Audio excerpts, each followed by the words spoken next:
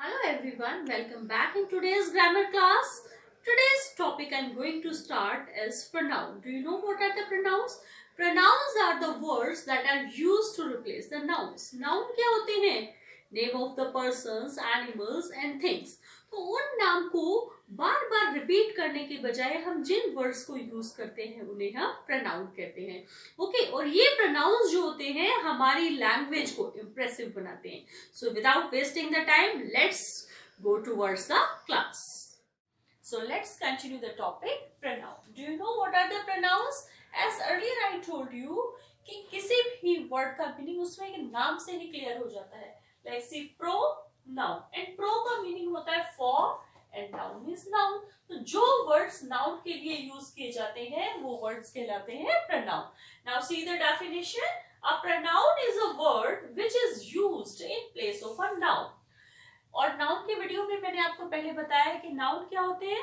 Noun are the name of the persons, places, things, animals.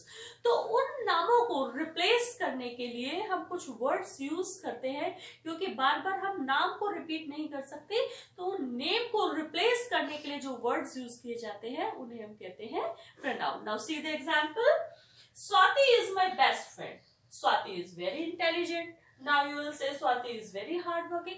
So it looks awkward if again and again you will write Swati. So here we will replace Swati with some word. And what we will use here instead of Swati we will write here she.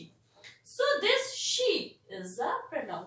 जब भी हम किसी word को किसी नाम को replace करने के लिए यूज करते हैं तो उस वर्ड को हम कहते हैं pronoun. Okay. Now see the kinds of pronoun. So first kind of pronoun is personal pronoun. Or personal pronouns are the pronoun that are used for the persons and things. And they depend on the persons, numbers and genders. Means वो depend करते हैं persons के ऊपर कि person mail है, female है, एक है, ज्यादा है. ओके लाइक सी आई एक पर्सन के लिए है, मेरे लिए. और अगर हम ज्यादा है तो वी यू तुम्हारे लिए, दे प्लूरल के लिए, ही मेल के लिए और शी फीमेल के लिए. And it we use for the things and for the genders that is not clear like child, baby. So for these persons we use it. And these pronouns are just differentiate in three persons. In pronouns को categorize किया गया है three persons में. First person, second person and third persons. Okay. Now I'll explain you how you will come to know about the persons. Now see the concept of persons. As you know, this concept is very much important as in further topics of grammar it will be required. So you must be clear about the persons. See, we have three persons. First person, second person and third person. अब देखिए first person कौन होते हैं? The person who is speaking. The person who is speaking is known as the first person. So I is the first person. कौन बोल रहा है? मैं बोल रहा हूँ. I or we. And the person to whom speaking. Speaker किससे बात कर रहा है? That is the second person. Means you. You is always known as the second person. And third person, anyone could be third person. He, she, it, they. कोई भी हो सकता है third person. ठीक है, तो ये चीजें आप रिमेम्बर करेंगे. First person I and we, second person you and third person he, she, they and it. For this I want to give you one example. After that example you will never forget the persons. Okay, अब देखिए एक एग्जांपल मैं आपको देती हूँ. If you have single pen, आपके पास एक सिंगल पेन है और आपके पार्टनर के पास भी पेन नहीं है, तो आप क्या करेंगे? वो पेन को खुद यूज करेंगे, अपने पार्टनर को देंगे? उस पेन को आप खुद यूज करेंगे. तो आपके लिए फर्स्ट प्रायोरिटी कौन है? मैं. जैसा कि इस दुनिया का दस्तूर है, मैं और मेरा. तो सबसे पहले इंसान की प्रायोरिटी होती है मैं. सबसे पहले इंसान अपने ही भले के बारे में सोचता है ना. So first person is I and we, मैं और हमारा. ओके. और अगर आपके पास एक स्पेयर पेन है, एक एक्स्ट्रा पेन है, तो आप किसे देंगे? तो वो आप अपने पार्टनर को देंगे, जबकि एक पीछे भी किसी पर्सन के पास पेन नहीं है तो वो पेन आप अपने पार्टनर को देंगे, पीछे वाले फ्रेंड को देंगे, तो वो पेन आप देंगे अपने पार्टनर को। मीन्स जो भी पर्सन आपके बिल्कुल क्लोज है, जो पर्सन आपके बिल्कुल क्लोज है आप उसको देंगे। तो आपके लिए सेकंड प्रायोरिटी कौन हुआ?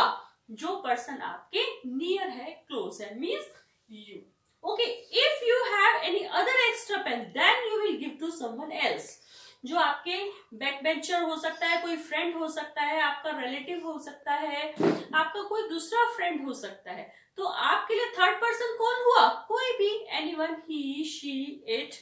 तो so he, she, they and it are the third person. Okay, तो फर्स्ट प्रायोरिटी कौन हुआ? मैं और मेरा, मैं और हमारा, तो I and we. Second person कौन हुआ? जो आपके बिल्कुल क्लोज है, यू। और third person could be anyone, he, she, they, it. Okay, now I hope that you very well understand the concept of person and you will never forget. Okay, but this is the subjective case. Okay, so this is the subjective case. अगर कोई name subject के place पे आता है तो हम इन pronounce को use करते हैं, but sometimes we need to use the pronouns at the object also, as the object also. So you should also know the object of these pronouns. I and me, we, us, you, you, he, him. He we use for the male persons, so he, him, she, her, they, them, it, it. Okay, so this is the objective case. This is subjective case. These pronouns are used as a subject and these pronouns are used as the object. So this is the objective case of pronoun. Okay, तो देखिए एक table है, पूरा आपको table आना चाहिए। I, my and me. We are us. You, your, you. He, his, him. She, her and her, here. They, their, them. Okay. So this is the possessive case, but this is not the possessive pronoun. Okay, possession पता है आपको क्या होता है? जिससे ये पता चले कि ऑनरशिप मीन्स वो चीज किससे बिलोंग करती है, किसकी है वो चीज। तो आप क्या कहोगे? मेरी, my book, my this board, my book, my pen, my dress. Okay, so this is the possession. ये possession बताते हैं कि वो चीज किसकी है। Okay, but these are not the possessive pronouns. Okay, तो ये देखिए, ये पर्सनल प्रोनाउन के अंदर आपको दो टेबल लर्न करनी है, subjective case and the objective case. Okay, these two tables you will learn in personal pronoun. Okay, तो इसी टेबल के साथ एक और चीज मैं आपको कनेक्ट कर देती हूँ, that is possessive pronoun. That is possessive pronoun, जो कि अभी मैं आपको आगे बताने वाली हूँ, possessive pronoun. तो इसी टेबल के साथ मैं कनेक्ट कर देती हूँ। देखिए, I, me और mine. तो I का possessive pronoun क्या होगा? mine. We, us और here we will use ours. You and yours. He, his, she, hers, they, theirs. Okay, possessive pronoun में हम ये वाले words यूज करेंगे और ये वाले जो वर्ड्स हैं ये एडजेक्टिव में यूज होंगे। जब आप एडजेक्टिव वाला चैप्टर पढ़ेंगे तो ये वाला जो टेबल है आप पॉजेसिव एडजेक्टिव के रूप में यूज करेंगे। Here we will not use this is not the possessive pronoun, these words are known as the possessive pronoun. यहाँ पे मैंने आपको दोनों टेबल इसीलिए बताई है ताकि आप कंफ्यूज ना हो। ओके, ये टेबल आप लर्न करोगे possessive adjective में, and this table is used as a possessive pronoun. Okay, so this is the difference between possessive adjective and possessive pronoun. So these two tables you will learn in personal pronoun and this is possessive pronoun. So here I have explained you two kinds of pronoun. Now you have read about the personal pronoun and possessive pronoun. Now the third one I am going to start the demonstrative pronoun. Now do you know what are the demonstrative pronoun? I think in earlier classes also you have read about this. Now see, demonstrative pronouns होते हैं pointing words. Pointing words means जो किसी भी चीज को point out करने के लिए use किए जाते हैं, like this book, that pen, these girls, okay, those students. So pointing words are known as the demonstrative pronoun. तो देखिए कौन कौन से होते हैं pointing words. ये देखिए pointing words. Okay, so here you will remember pointing words. Pointing words कौन कौन से होंगे? This, that, these and those. Okay, ये चारों जो है pointing words हैं. Okay, but one more thing I want to explain you that these pointing words are known as demonstrative pronoun as well as demonstrative adjective also. इन्हें demonstrative pronoun के रूप में भी यूज करते हैं और demonstrative adjective के रूप में भी यूज करते हैं. तो अब आपके माइंड में क्वेश्चन आएगा, how will you differentiate? आप डिफरेंशिएट कैसे करोगे कि ये डेमोन्स्ट्रेटिव प्रोनाउन है या डेमोन्स्ट्रेटिव एडजेक्टिव है? अब देखिए साइड बाय साइड आपके दो चैप्टर्स क्लियर होते चले जाएंगे. Here I am writing two sentences. You just look it carefully. This is my pen and this pen is mine. देखिए मीनिंग एक ही है दोनों सेंटेंसेस का. दिस इज माई पेन, यह मेरा पेन है. दिस पेन इज माइन, ये pen मेरा है. मीनिंग तो एक ही है ना कि पेन मेरा है. बट देखिए इसमें से एक दिस तो डेमोन्स्ट्रेटिव प्रोनाउन है और एक दिस डेमोन्स्ट्रेटिव एडजेक्टिव है.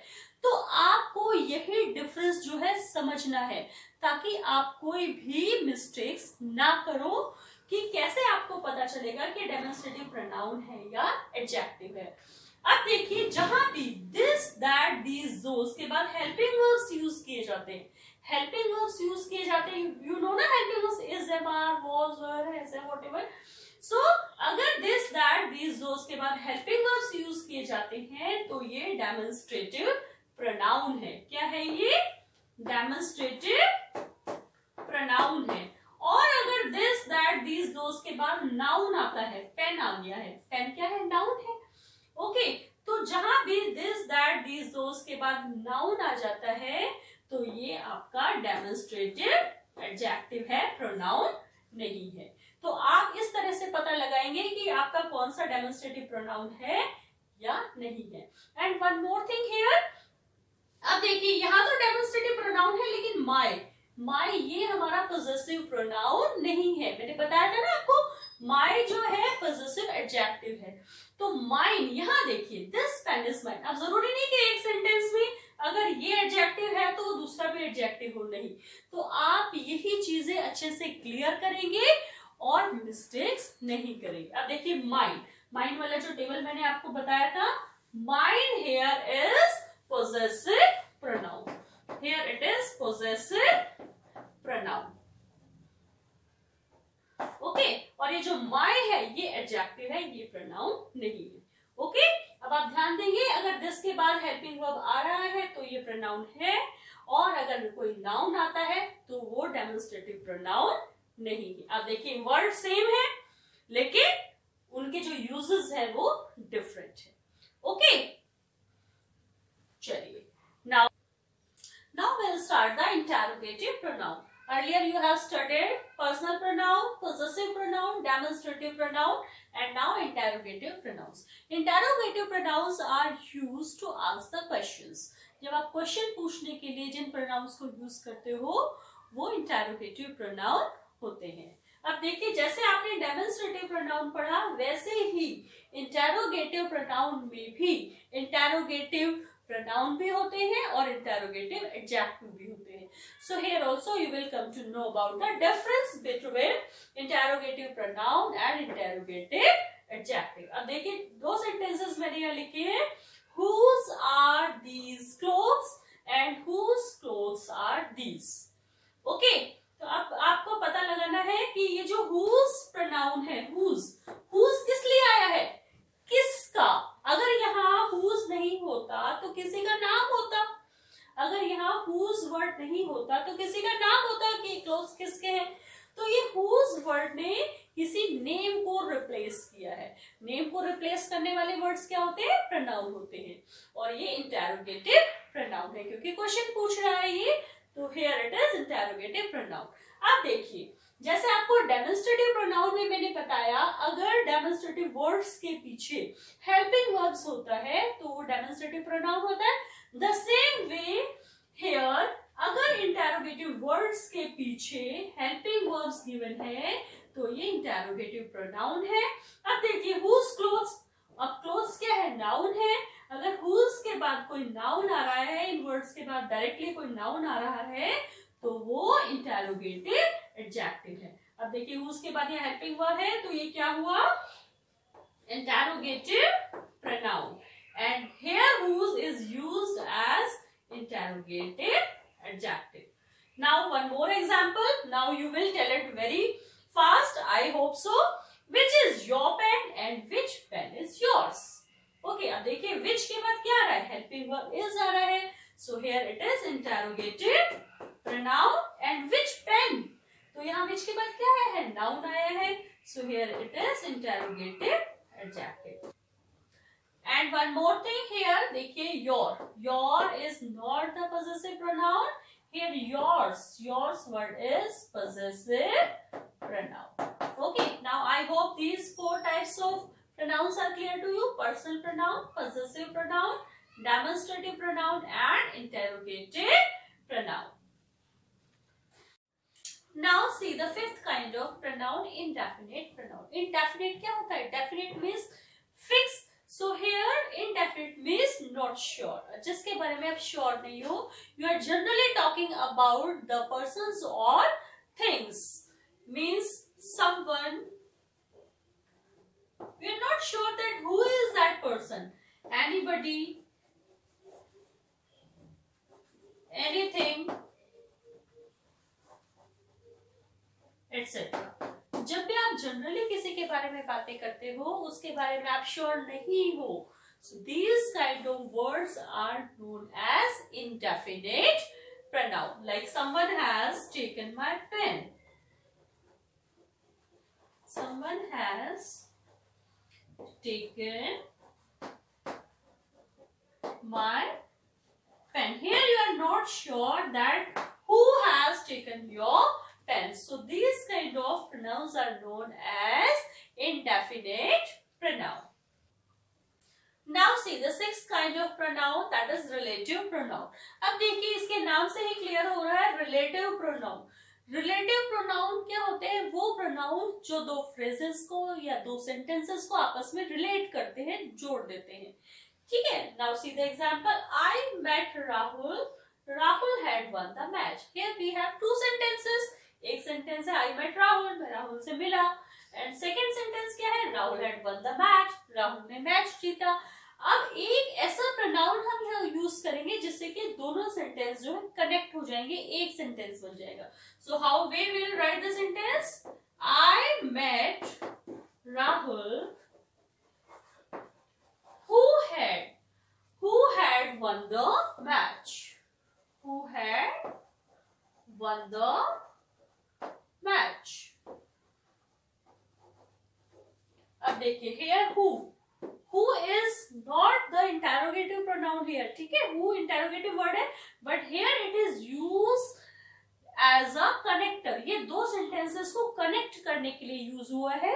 So these kind of pronouns are used as relative pronoun. I met Rahul who had won the match. अब देखिए some more examples I am giving to you. This is the room Where I forgot my book. ये वही room है जहां मैं अपनी किताब भूल गया था. This is the boy who had stolen my pen.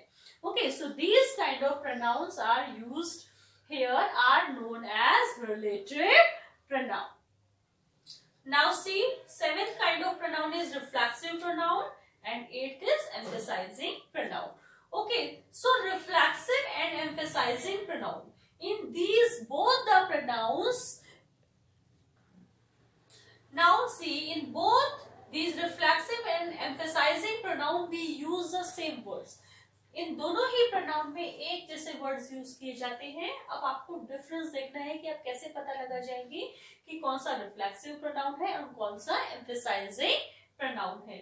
Okay, कौन से वर्ड्स हम यूज करते हैं reflexive pronoun and emphasizing pronoun में? एग्जाम्पल देखिए, myself, himself, etc. Okay, now I am going to tell you in detail about this. Now see, reflexive pronoun. Reflexive pronoun क्या होते हैं? Reflexive pronoun indicate that the object of a verb is same as the subject. जो subject होगा वैसा ही object होगा. वो आपस में रिलेट करते हैं एक दूसरे से. जैसे जो सब्जेक्ट है वही ऑब्जेक्ट है. अब देखिए, I, ये प्रोनाउंस आपने टेबल पहले देखा है. I first person, second person, third person. I का जो है रिफ्लेक्सिव प्रोनाउन क्या होगा? myself. We more than one we have, तो ourselves, selves. You, अगर you सिंगल पर्सन है तो हम यूज करेंगे yourself. अगर you ज्यादा है, more than one है, तो हम यूज करेंगे yourselves. He, himself, she, herself, they, themselves, it, itself. they भी एक से ज्यादा होते हैं, तो here we will use themselves. Okay, now see one example. I will do this work myself, or I shall clean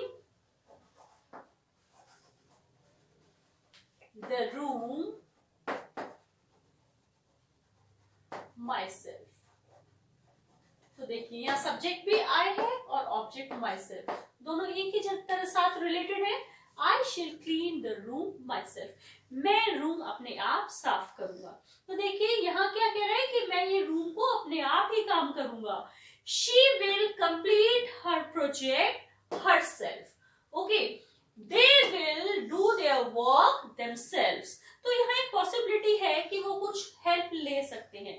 ठीक है, अब देखिए, इसी से रिलेट करते हुए मैं आपको एक्सप्लेन करती हूँ emphasizing pronoun. Now see, emphasizing pronoun. Emphasize का मीनिंग ही क्या होता है? स्ट्रेस देना, जोर देना, किसी भी बात पे जोर देके कहना. तो जिस बात को हम हाईलाइट करना चाहते हैं हम उस पर स्ट्रेस देते हैं, उसको थोड़ा स्ट्रेस देके बोलते हैं.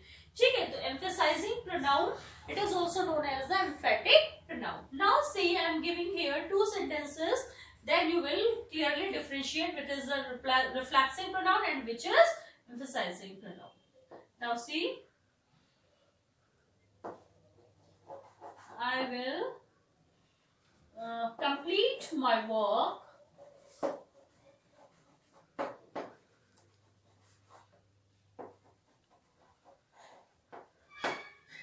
myself. And one more sentence I am writing here. I myself will complete the work.